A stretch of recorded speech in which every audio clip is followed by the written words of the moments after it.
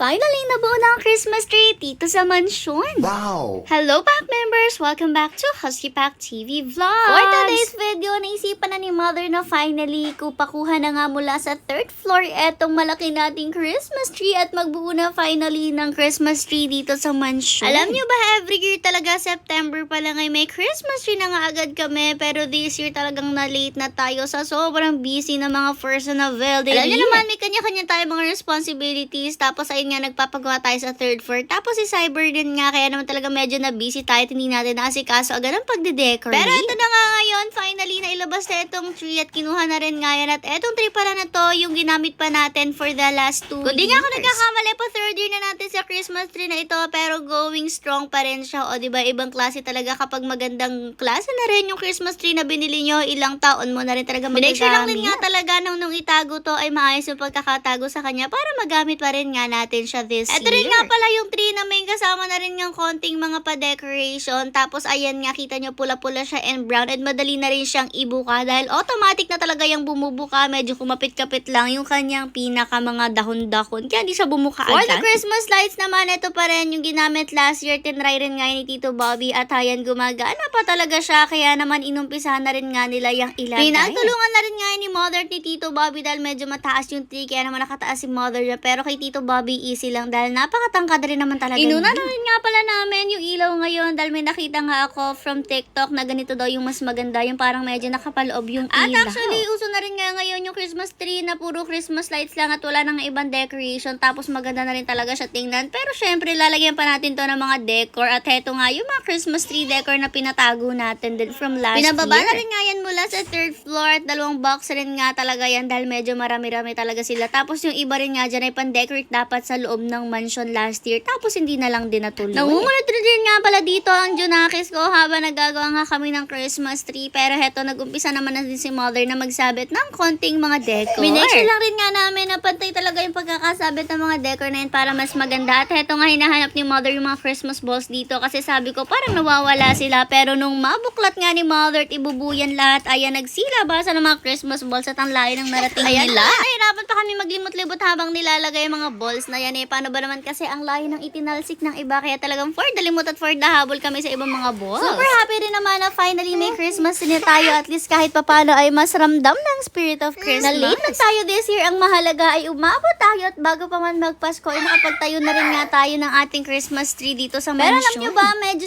delikado itong Christmas tree na ito sa ating pack members. Sigurado kasi na paglabas ng mga meals natin, iihian talaga nila itong Christmas tree na ito. Hay nako, pagdasal na lang natin na hindi. Sayang naman ang Christmas tree kung iihian lang.